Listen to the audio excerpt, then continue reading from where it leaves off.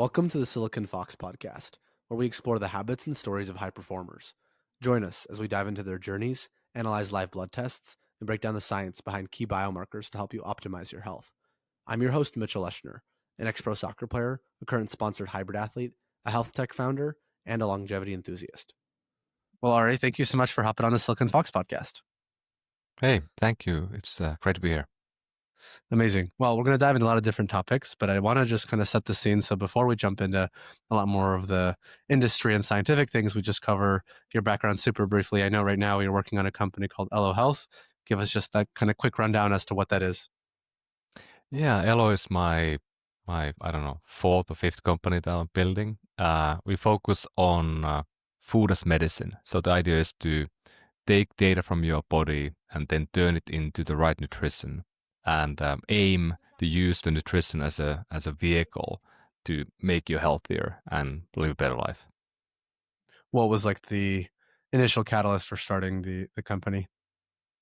There's always a story. I got introduced to this a long time ago. My wife had health issues, year 2000. She had a thyroid tumor, and we got a verdict, early on when we were kids, almost that we can never have a family. And we spent a decade on trying to heal her body with the Western medicine, and we couldn't really find a care. So in the end, we had a doctor who guided us into trying different things, and finally we used nutrition to heal her body. So get back from the autoimmune issues, hormonal issues, and we were able to have two kids. So that took about 10 years, and it was of course meaningful for us to have a family. And I had a knack of building a company about it for a long time, and finally 5 years ago I had a time to really focus deeper into nutrition and get it going. But yeah, it's been a brewing thing in my brain for a long time, and it's been super fun to get it out to market. And we had to go to IVF to get pregnant in the end. And today we work with a lot of the IVF doctors in the US to build better nutrition for women and men who want to have babies. So I mean that's pretty pretty cool. Like the whole loop is now closed finally. That's amazing. Wait, is it so that then they don't have to do IVF, or what's the logic behind it? Well, I think a lot of people they have issues that are could be structural. They could be complicated issues that you can't really sort out without going to the IVF route. But yeah, I mean, I think right nutrition can definitely help people have a higher likelihood. But in this case, we really work mainly with people who are already out of options. They have been trying for a long time, and they need more help. And Yeah. of course, I mean, IVF is a very big topic today. I mean, we debate about it a lot in the political sphere. Also, I think we have a lot of talk about, can we subsidize IVF as any other medical procedure? Yeah, we spoke with Keon, if you know who that is, from Nucleus, pretty recently on their new product with IVF and genetic embryo modification and selection and all that kind of stuff. So very much a hot topic, and obviously super, super important. We're fortunate to have a little one at home, and it's the most amazing thing. So it's very, very nice. Well, yeah, quite the kind of jump into the company. I want to jump into food as a medicine. So this is like a big topic that everyone's talking about. Obviously, we want to have silver bullets, and in the Western world, a lot more often than not, we were trained for a long time to take pills to supplement all these things, and now we're kind of reversion back to like, hey, first principles, let's eat healthy so we don't even have to take pills in the first place. One really big question on this is, especially in today's society, how deep into the supply chain do we need to make changes for this to be healthy? What I mean by that is like, well, I can go to the store and choose healthy things, but maybe they're we have vegetables, but they're grown on very unhealthy soil and they're packaged in plastic. And now we have a subset of things that cause infertility and a bunch of other, issues, even if the food itself is so-called healthy based on what we know from nutrition. So when we say food as a medicine, how far across the supply chain do we think? And just like, kind of unpack that question for me. Yeah, it's a big big question, and I mean, I joined as a founding member into a food as medicine moonshot program recently with Startup Health, and we're trying to get about 50 companies together to work on this and have a voice together in DC, and also have a voice on defining the whole point. Because I mean, we have been talking about things like medical food, uh, sounds pretty bad, right? Yeah. Food in hospital is not very good. So, and now, I mean, people talk about food as medicine, and that's of course derived from the idea that Hippocrates said back in the days that you are what you eat. Food is thy medicine. So maybe he didn't say it. We don't have Twitter 2,000 years ago, but let's Yeah. call it like it is. But anyway, like I think the words are really important here, and food as medicine. I think for a common person sounds like I don't need to take pills anymore. I can eat food. Kind of like a little bit what my wife did back in the days when we were able to get her back on track. So I don't think that's the right way to think about it. I don't think we are trying to, or we should be trying to abandon the Western medicine. I mean, we have gotten, 40 more years of life in the last 200 years because of the Western medicine. And of course, Eastern is also part of it, but, we call it Western today. And so that's not, I think, the issue that, let's not do pills, let's only do food. No, many people take it that way and it's wrong. But the key point, I think, is that we all know that food has a massive impact on our health. What is health? It's about, what you put in your mouth.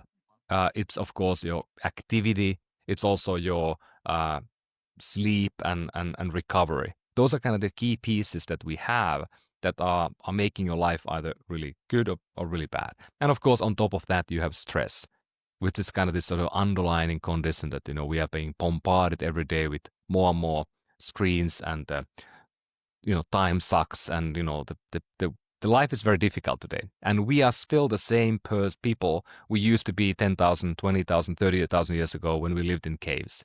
We have not really evolved as humans. So it's almost a miracle that we can even cope in a world where we are staring at the screen for 5 hours a day, and we are going to a grocery store and a restaurant where everything that we are bombarded is something that you shouldn't eat. It's definitely not what your ancestors ate at the Yeah. plains when they were, foraging. We are made really to go and hunt for the mammoth or hunt for the deer. That's what we were made to be. And now we live in a very different world. So that is important to keep in mind when we kind of get and talk about nutrition, food as medicine, and what should we do. But I think your point is very good that you ask, what are we doing today?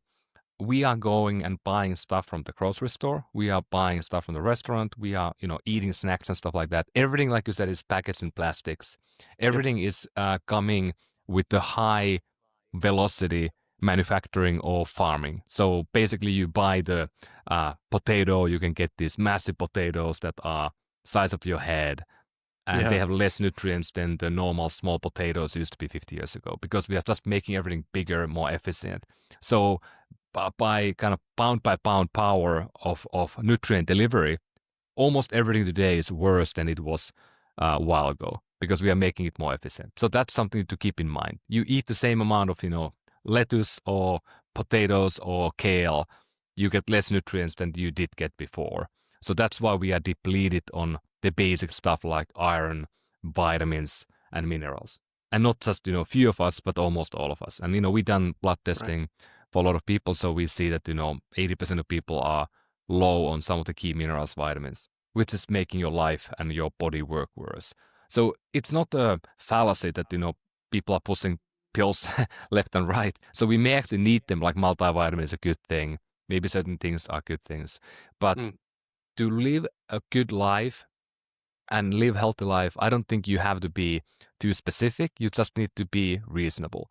And today, I've been asked about this a lot, and I think I have like a napkin math that, an average American or average person in Western countries today, they eat maybe like a 50 to 45% diet. If 100% is perfect diet, they eat like the halfway diet, and that's not very good. And that will get almost all of us to be sick at some point. It won't happen Yeah. overnight, but it will take 20 to 30 years, and then you have metabolic issues, Yeah. diabetes, heart disease, and so forth. Are you a health coach or running a health course and looking to level up your client's experience? With Cyphox Health at-home blood test, you can deliver lab-quality blood work right to your client's door. Seamlessly ship samples back for fast and actionable results. Personalize every consult with the data that matters. Clients who complete a Cyphox test are 60% more likely to enroll in a paid program after their consult compared to those who only join a sales call. If you're ready to give your clients the edge, go to cyphoxhealth.com/partner. And as a Silicon Fox podcast listener, enjoy 10% off your first bulk order.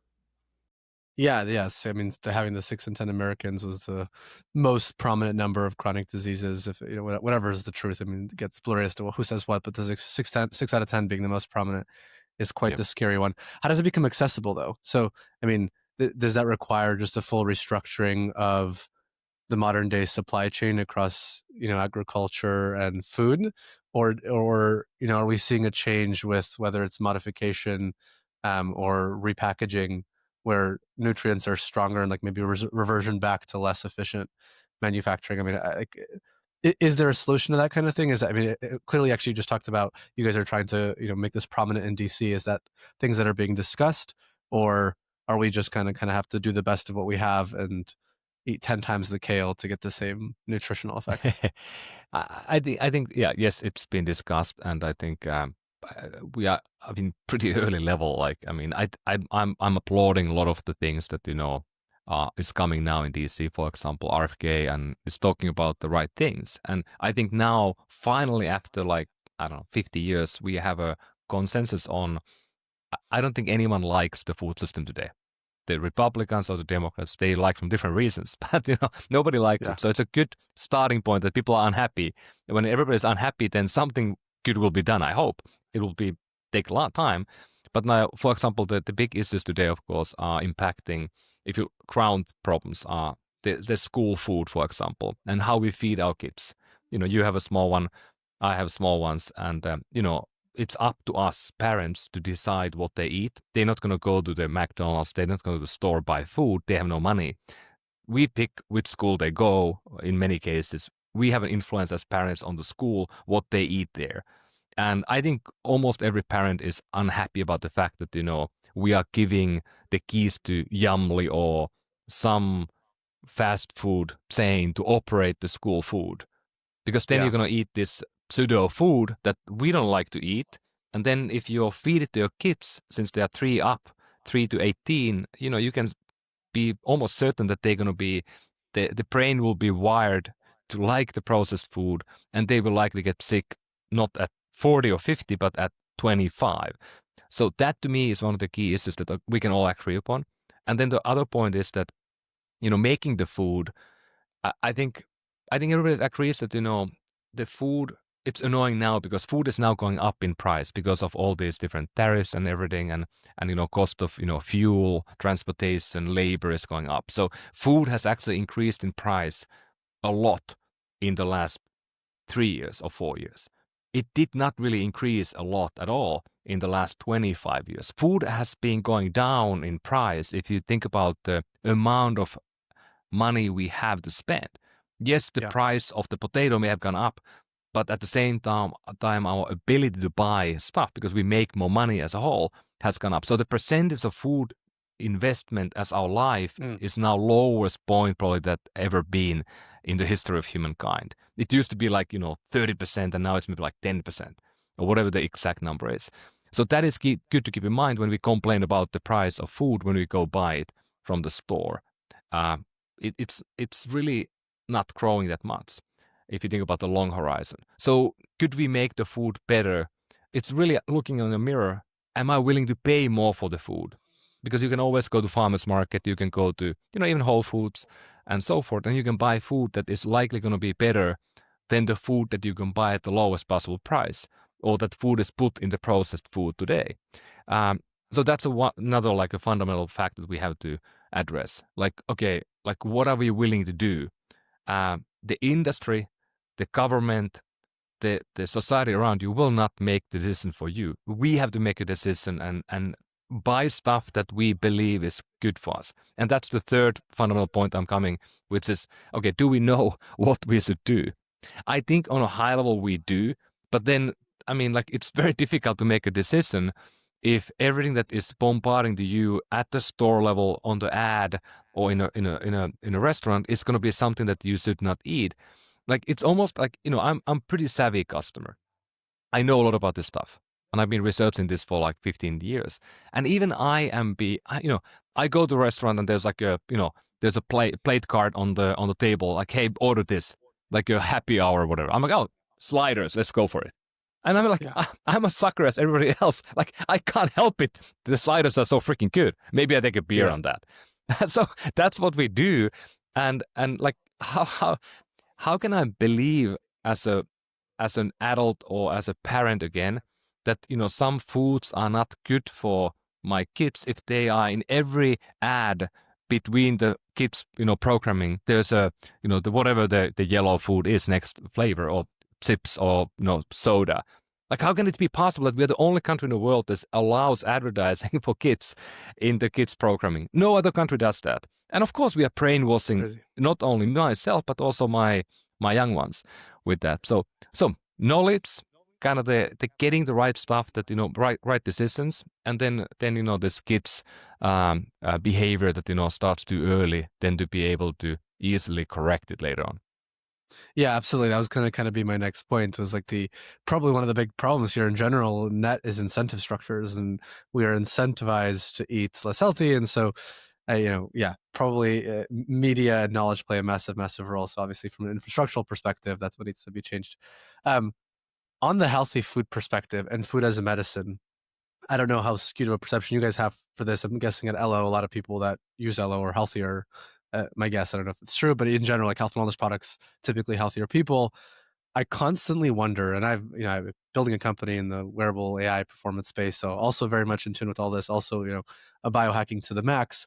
Um, at what point is there diminishing returns? I find it fascinating when people over optimize and there's no research. And we'll jump into this later. I've got a subset of things I want to talk about in terms of the over optimization and the kind of diminishing returns perspective. But in the food as a medicine perspective, what have you found interesting, whether in yourself, whether in some of the people that use you guys?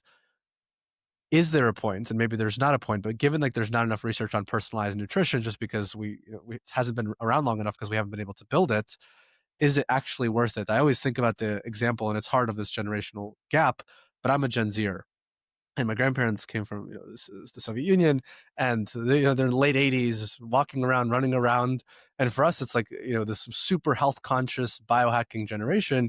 There's plenty of people in their 50s that are already breaking, and of course, it's all anecdotal. Statistically, maybe some of what I'm saying gets broken, but at what point are there diminishing returns, and is the over optimization of super healthy food just marketed towards the elite of, hey, spend a lot of money on super nice fancy food, when in reality it's just packaged differently?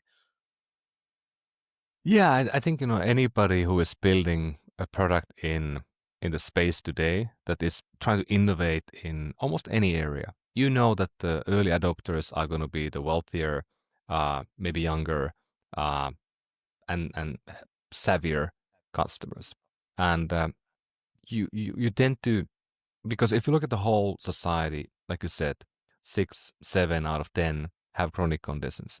Usually it's related to metabolic health, related to food, and of course obesity and being overweight. Um, you can look at the obesity graph by city. I think San Francisco is probably the lightest city in the country, or maybe Marin County is even less here. But like obesity rate is like 10% when it's like 70% nationwide, or 50%, depending on the place.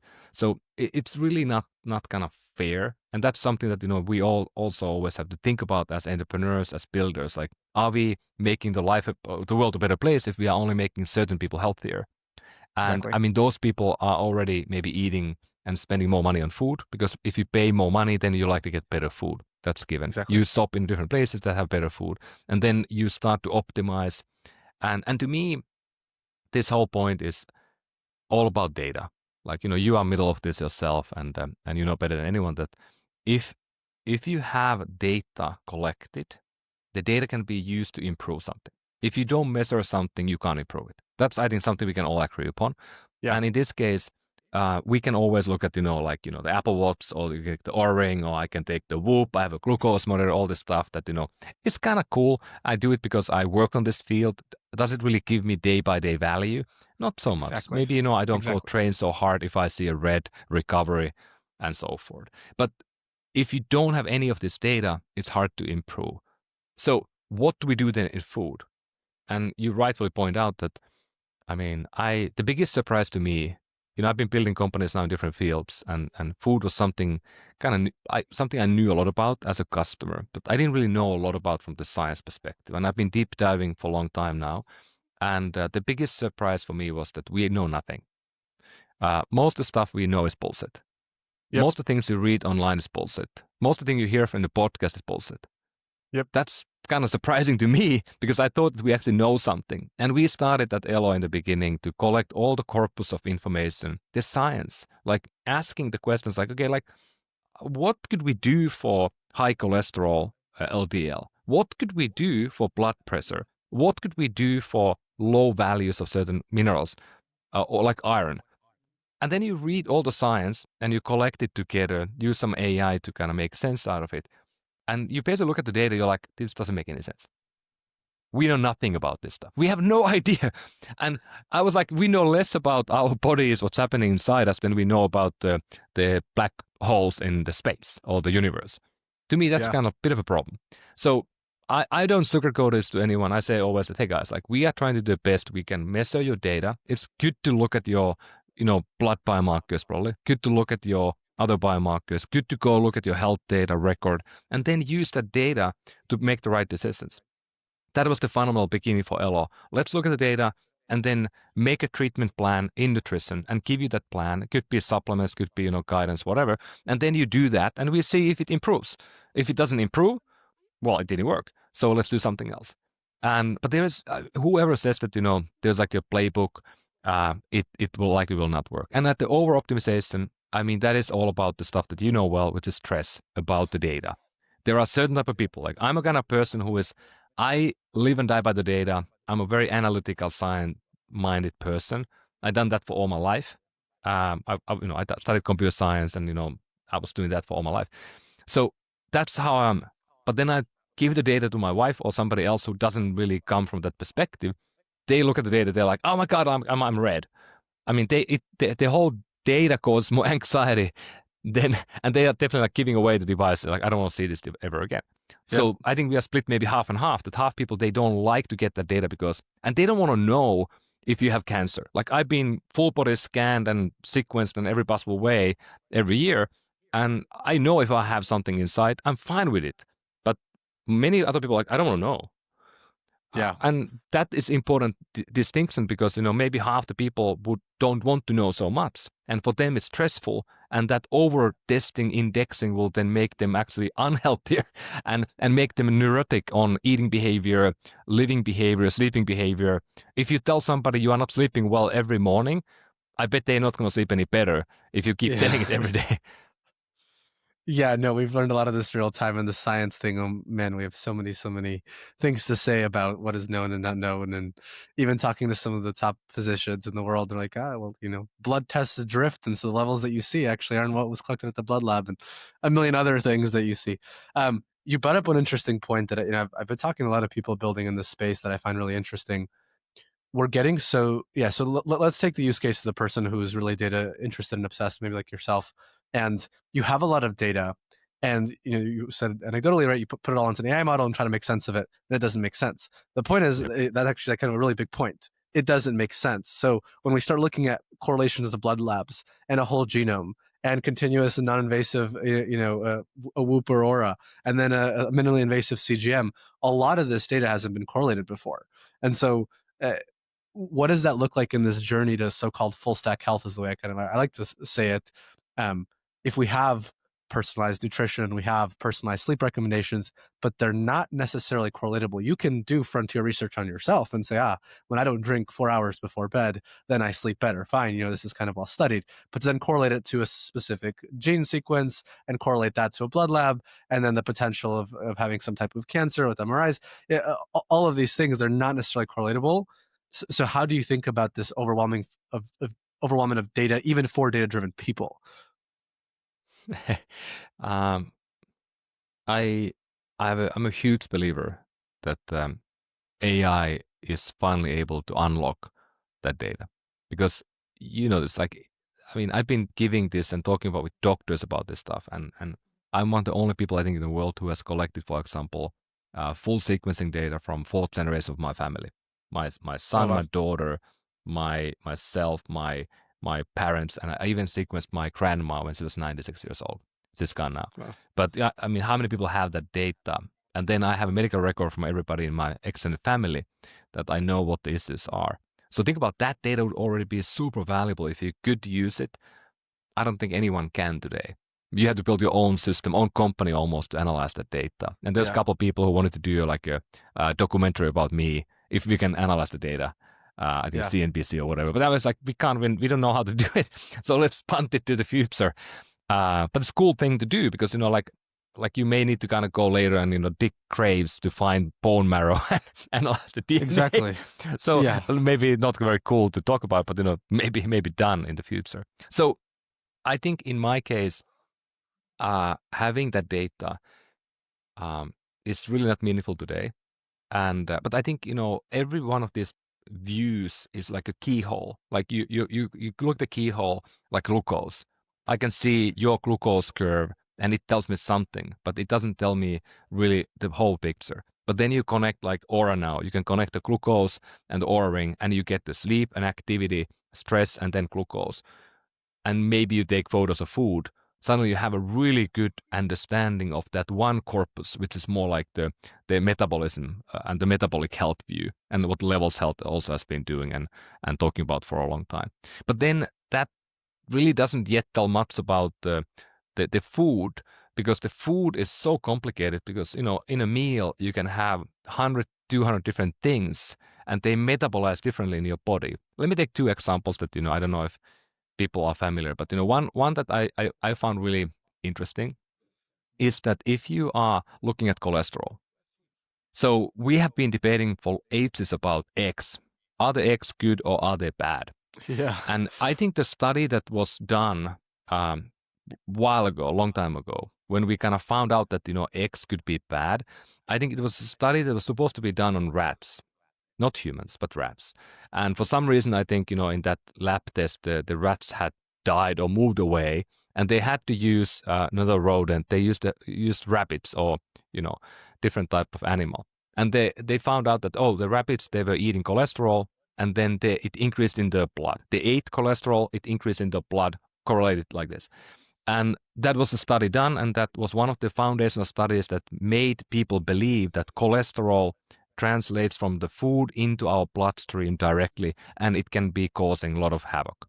Okay, later we found out that the rabbits are the only mammals that are doing that, and humans are definitely not doing that. So eating cholesterol can never move directly into your bloodstream. Impossible. There's a barrier in humans. But for many, many years, we believed it can because the rabbit study had that outcome. So for that one reason, we still, I think, believe as 8 billion people that eggs are not good to eat. So that's one example. Another example that's even maybe more distinctive is iron. Super important for a lot of people, and women especially. If you think about menstruation and childbirth, a lot of people have a low iron when they are trying to endurance athletes. They are not working properly because of that.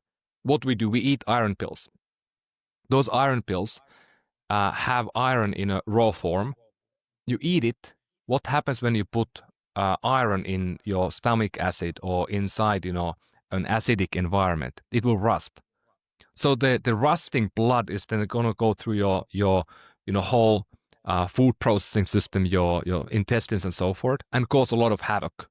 Yep. And it's a luck if we can use any of that iron into our body, because the iron what we take is the heme. So it's an iron surrounded by a certain protein that our body can use. And now there's one company called Ironic in Sweden. They're building the new type of iron that is coated and protected by the protein that our body can use. But that, millions of people take iron pills every day in the US. And Yeah. basically, it's 90% of the stuff is rusting inside you and causing more harm than good. I'm not saying you don't eat the iron pills, but this is just how crazy this environment is. And these are things that are done by not by few people, but like maybe 20 million people today in the US. Yeah, it's yeah, there's a lot of interesting things. I mean, even like one of the examples you brought up, metabolic health. I mean, glucose is one of the things in metabolic health that we should look at. But because all these CGM companies came out and blew up, we view metabolic health like association as CGM equals metabolic health, and that's how you can be metabolically healthy when it's not the case. So it's an interesting one. I want to shift a little bit to protein. This has become like a massive all in the media. Everyone's talking about protein, and it was a big thing. And then David's protein bars came out, and now it's even bigger. It's one of the things you guys work with, right? Just to make sure I'm not. Uh, you guys work with protein. Yeah, so we have a protein line called Smart Protein. Okay. Today you can go to elo.health and you can buy protein for recovery. You can buy protein for metabolic health, for example. And we also built a protein for supporting people who take GLP-1 drugs, so taking Ozempic. Okay. And I don't know, David, I don't know if protein is like, $15 billion industry already. And David is maybe making 40 million revenue, so maybe they're 0.0001% of the market. So I don't Yeah, no, think they're small. their entry doesn't really do anything in the market. But it's definitely become really popularized in the media front and being valued at 750 million if the market's, I don't know, 15 billion revenues or an enterprise value, but like they've played a role in now, like especially the movement of they had a protein bar, now they had cod. But actually I brought them up as an example of something that I'm curious of and potentially even skeptical in terms of the science front of like, at what point do some of these supplements and specifically protein have more trade-offs than not? So one of the big things that we work with is in the electrolyte space, and Yep. electrolytes are incredibly important in performance and fitness and cognitive function. And there's a lot of research citing correlation to sodium and longevity and chronic depletions, all that kind of stuff. But when you consume a lot of electrolyte supplements, they're bad for your gut health. Like there's a lot of issues there. The same Yep. thing with protein now is there's so many additives, and I think they claim they had no additives. And if you look at their latest nutrition label, it has sucralose or something. And so at what point do some of these, like, we have these massive pushes and waves, and now Peter Attia is involved with David's protein, and all these like people and validation from creators, that's how we kind of consume knowledge and information, despite the fact that, as you said, right, there's just not much science here. And we say, okay, protein is really good, here's a good study why protein is good, let's ignore the fact that some of this protein is really bad. Like how do you think about that in industry?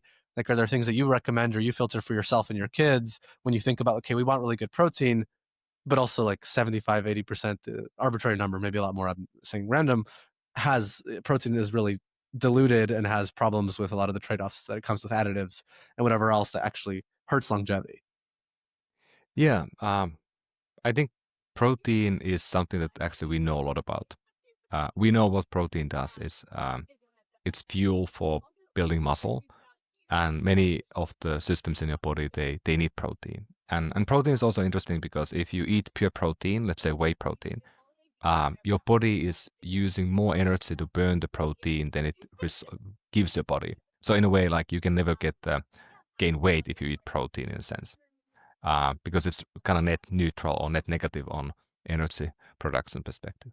So I don't. I mean, the bars we can kind of debate about it, and I think bars are tough because they are basically candy because you have to make them taste good, and you kind of have to and if you don't use sugar, as many people don't want to use today, you want to make them like keto type, then you have to use some alternative sugars like sugar alcohols. Like we do in our gummies, we use some erythritol, for example, point 2 grams or something, so it makes it sweeter because people like sweet. We don't want to have sugar in the gummy vitamins today. In our protein, we use monk fruit, for example, and we use That's healthy. the newest stevia, which is basically this tastes a lot like sugar. It's not metallic anymore, really good taste, and so I have protein every morning with my smoothie. So I use the Elo metabolism protein that has actually a combination of whey protein, and it has electrolytes. It also has probiotics, 50% of all the multivitamins you need, and it gives us, and also fiber. It has like 5 grams, 4 grams of fiber, psyllium husk. So that I blend Actually, with a smoothie with avocado, berries, blueberries. Normally, I put some very fatty yogurt in it, and few other things, mushrooms, stuff like that. But that to me is like a really good breakfast, and it's zero glycemic spike for me. So my glucose doesn't go up at oh all in yeah, the morning, interesting. and it's something that I really like the taste, and I've been doing now for many years. I do it often with my kids as well. So that's something that, I mean, I'm eating my own dog food in a way for the last many Yeah, years already, and I'm pretty healthy because of that, because I don't get any cravings early in the morning. Like if I eat high carb breakfast, I tend to eat a lot more during the day. That's a fact we have learned. But I mean, if you talk about protein specifically, I did a really interesting study with a company called Summa Health in Europe. I'm a small investor there, and they studied the amount of protein I can metabolize. So again, people don't know often, but if you think about where the protein recommended dose came from, it was a study done in Africa for 16-year-old boys who were malnourished. I did not know that. And that's Okay. not the same as, me, who is a very active, almost 50-year-old active athlete. So the number of, protein that we are recommending to people being, the 34 grams or whatnot, or 20 grams a serving, depending on size. And, it's the kilogram calculation table. You mean per like meal in terms of what we can Yeah, digest per, is what per, you're saying? serve, per Okay. serving or Per per serving. meal. Got it. Got it. So what we found out in that study that I'm not like a super athlete, but even I was able to metabolize a lot more protein, like 39 grams, 40 grams. And some of the people, the Olympic athletes, were metabolizing almost 100 grams. So Oh this is like wow. 3 times more than the Yeah. current science is recommending. That was done with the malnourished boys in Africa. And the person did the podcast, I mean, multiple already, the guy who did the study, and he's been like kind of very unhappy about the fact that his study has been quoted as the definitive data in the world. Yeah. And it was never meant to be that at all. That's how when you go to the ground truth in nutrition often or any other science, you find that there's a very, Sadie, or not Sadie, but, Seiki study that, everything is based upon, if there's any study behind the story. But anyway, the point is that, I think we can metabolize maybe more protein. So is that good or bad? Maybe, it helps you to, gain more muscle, perform better. So that's great for athletes. But then your point, I think, is also really good that you alluded. Can protein be negative at the higher dosing? And I think we don't know for sure, but I think it makes sense that, if you are activating the growth pathways with protein in your body all the time, it may be negative in a way that, the growth can also be something like cancer. So I'm cognitive of that, and I'm sensitive to myself that I don't take, like, having a protein bar every hour may be the worst thing you can do to your body, because then you get Yeah. protein and you activate the body every hour. Maybe having protein, 3 times a day is a great way to do it. And many people don't have a protein deficiency today, because many people who eat meat, chicken, a lot of fish, even, you may get enough protein. But then a lot of women who are over 30, they tend to be very, I don't know, careful and sensitive and very sensible eaters. And many of them get too little protein, and that can lead into, losing muscle. And that can be very detrimental when you get older, 40, 50. You may become brittle and so forth. So to me, it's like we have most people, I think, get enough protein, but we have a lot of people who get way too little. And those are often women who are in the 30s to 50s. Yeah, no, I mean that's obviously getting a pretty popularized metric and very much an attractive target market that a lot of people in health and wellness are targeting nowadays. Um, I'm actually really curious, and if you guys have seen any data in terms of quality of protein across the different kinds of protein. Yep. There was that big video that came out with Dr. Mike Israetel and like on the qualities of even different protein within foods outside of like whey versus soy versus egg white, even like dairy versus steak versus you know, carb based and like bread based protein, all this other kind of stuff. Um, what are some of the things that you guys have found that's interesting in terms of like I've always heard really negative things across soy protein and I've heard really positive things across egg whites. But but then maybe you could make an argument that egg whites and some of these studies of like if it causes cholesterol issues that may be not healthy. So like, what are some interesting things you guys have found where people that are really good at optimizing for protein, and is it individual basis, or would you say there are some answers here where people can take away and say, ah, okay, the best protein is this, and the highest level of protein across foods is this? Um, I'm very simple on this myself. I mean, if you don't have a specific reason not to take whey protein, like you want to be a vegan, I would go with the whey. Um, the whey protein we use at Elo, for example, the ultra filtered whey, which is cleaned up very well. So there's really not a lot of lactose at all. So meaning that even somebody lactose intolerant could probably have the protein without having any issues. So whey is the most complete, also fairly low cost, really good product. Uh, any type of vegan plant-based protein tends not to be as complete as the whey. Some And of them have MSG, no? Like pea protein had MSG, was like a big thing. well, I mean, it's just the essential amino acids. You don't get all of them in the vegan proteins. You can do pea, you can do soy. There's a lot of different type of hemp protein that nowadays. But the problem is that even if you look at it from the perspective of the amino acid profile, it's lesser. But then if you look at it from the metabolism perspective, the pound by pound, pea versus whey is better. Pea, you Yeah, have to get more. Like, I mean, people don't often know that, if you take 20 grams of pea, it may only be, I don't know the exact calculation, but let's say uh, 70% of the same quantity of whey. And that is interesting. a problem. And let me show you one thing. I actually have here one product. It's kind of fun. Talk about innovation in protein. This is like, I'm not involved in the company at all, but this is really interesting. So this What is a is new this? company in Finland. They say out of thin air, and this is called Solane, a company called Solar Foods. What they do, they are extracting protein from the air around us with microbes. Basically, they're carbon capturing air and Yeah. creating a complete protein that is actually, I think, better than any of the normal pea protein and others. So that to me is like super cool stuff that, what if we Wow. could kind of, carbon capture and create in the protein that is edible. They are very early, but, they went public in Europe. And I've been finding this really cool that, we find new ways to create protein. But I think the time of protein is now. And I would say that, anyone who is not adding protein to the diet or having enough protein, they should definitely do it up the game and lower the carbs rather than having more carbs and less protein. Yeah, no, wow, that's very cool. I did not know about them. Definitely have to check it out. Well, very nice. I want to zoom out here a little bit, just as we can kind of take a synthesis of all this and talk a little bit about your take on the digital health space. But you're obviously at the forefront of seeing a lot of these things, and you've dug into the science. I very much so nice to talk to someone that actually agrees with the fact that very little of this world is scientifically driven and accurate, and that actually recognizes that. What are some of the cool things that you're seeing? So obviously, you guys are deep in the food as medicine, personalized nutrition, but outside of that, what are like really cool things that you're seeing that pop up in the next 4 or 5 years in the digital health and wellness space?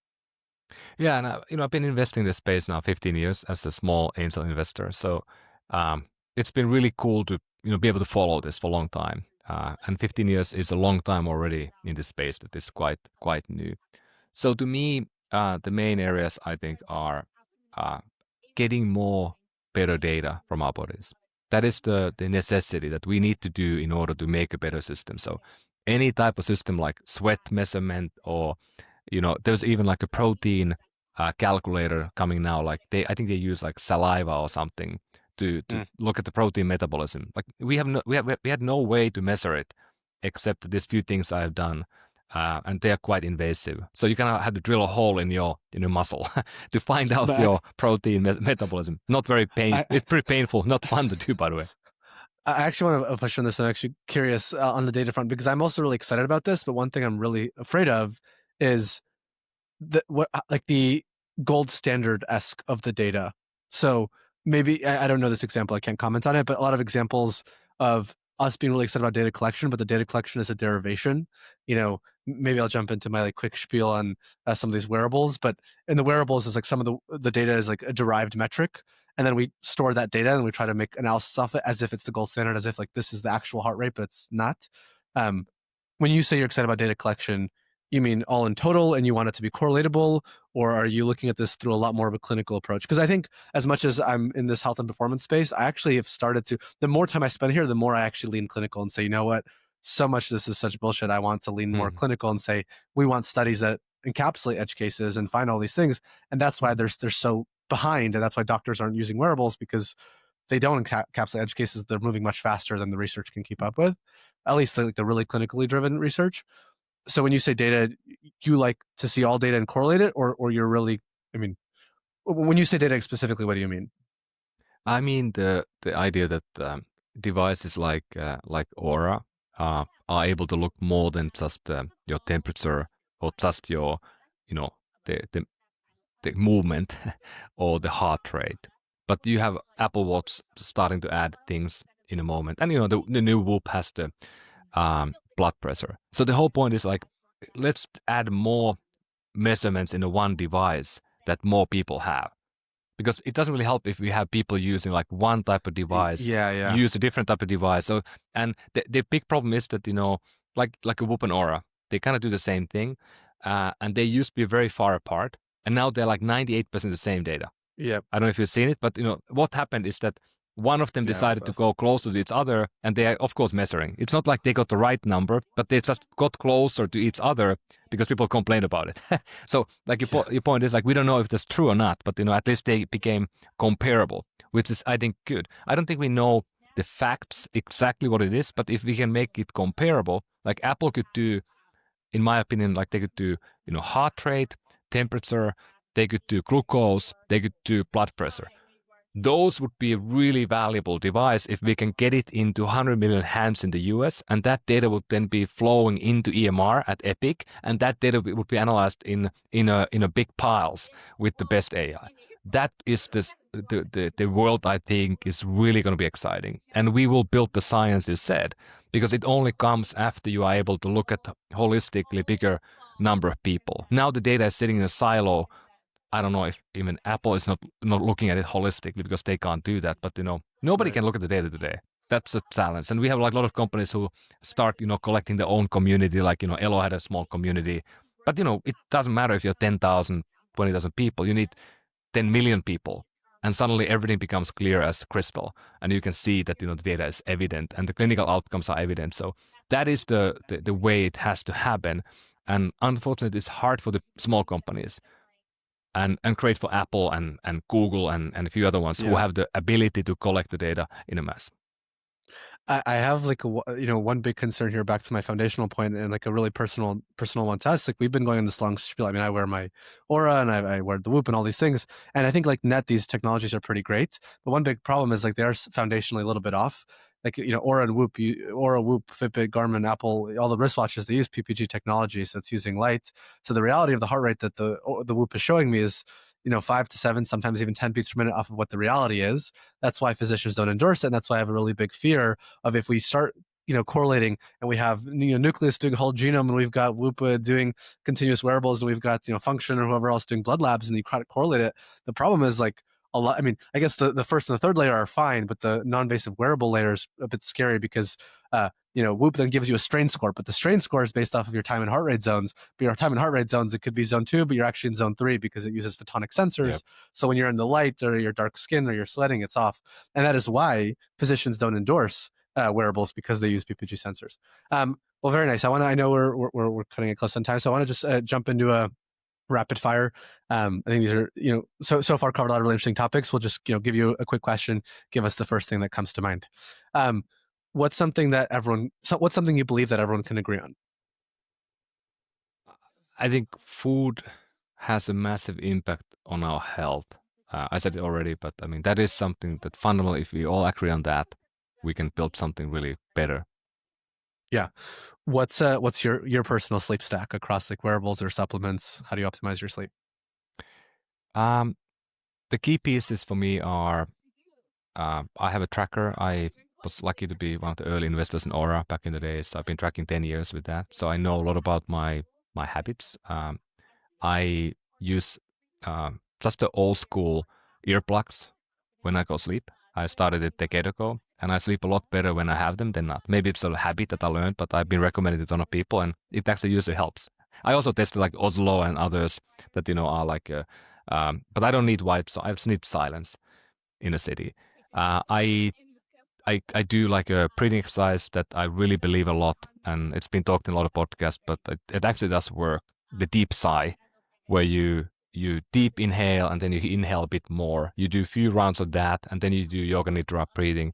Man, you fall asleep immediately. I mean, it's amazing. I do visualization exercise. I'm a rock climber, so that's why I have Mr. Honnold Yeah. behind me, and I climb every other day probably, and I always when I go sleep I climb when I go sleep like a visualization exercise. Man, I mean I Oh, sleep better than interesting. almost anyone. So it's really I've been doing it for more than 15 years, and my I work with a guru Indian like real guru. I worked with him a long time ago to learn to meditate, and he told me that Ari, don't worry about it. You're already meditating every night before you go to sleep. I was like, what do you mean? You do your climbing thing, that's meditation. do that. Don't worry about it. I was like, okay, that's cool. So Yeah, he relieved me of the fact of I need to meditate and empty my brain because I can't really empty my brain. It's very hard for me to do. yeah. And then I think I take supplements. So we just got out a new line of products with Elo. We have energy and sleep gummies. Super product. I mean, I actually did the test now properly myself with all the different devices. 5 weeks, and I saw increase on my Oh, HRV nice. and my deep sleep and my resting heart rate went down. So I published that a little bit on my LinkedIn yesterday. We launched the product and super exciting. I mean, I think having this sort of a combo of magnesium, a little bit melatonin, not a lot, 2 milligrams, and having the kind of tart cherry. L-theanine, really good combo. And half an hour before sleep, I actually feel the difference. So really happy about one product that we built that really I feel it works for myself. That's awesome. That's awesome. Um, what is the best thing that your parents taught you? Travel a lot and go to new countries and experience it. They took me 50 countries when I was 18, before 18, and I mean that Wow, was a big benefit that I got. And I've been around the world a lot, and I love travel, and that made me who I am. I love it. And last question for you: why do so many health tech companies come out of Finland, Sweden, and the others? I'm like, this is mind-boggling, especially in the space that we work in. We're always dealing with people in Finland. Yeah, I mean, the Nokia impact has a big. So I used to work at Nokia back in the days, and I was in the team at Nokia that came up with the step counter, for example, 20 years ago, long time ago. That started kind of this whole thing we are working today. But the Nokia, building small devices that are robust, and not only that, but Nokia also had the Polar Electro, the first heart rate strap Uh, meter company. They were from my hometown. I was actually a beta tester in '80s when I was a Nordic skier with the founder in the first early kit cohort, how it works. wow. And then we have Suunto, of course, the watch company. So there's a lot of this sort of stuff happened already for 20 years or plus 30 years almost, and then it's easy to build upon that. And this whole area that you talk about, I mean, it's so small and new. We only have a few people working on this, so there has happened to be this skill set, and people also are very active and they like data. I mean, people are very engineer minded in a sense. Yeah, that's awesome. Yeah, I mean, it's we work closely with the Polar. That's probably our preferred piece of hardware for a lot of the orgs and teams we work with. Um, so it's always fascinating. Well, Ari, thank you so much for hopping on this Liquid Fox podcast, and we'd love to have you again. Okay, thank you.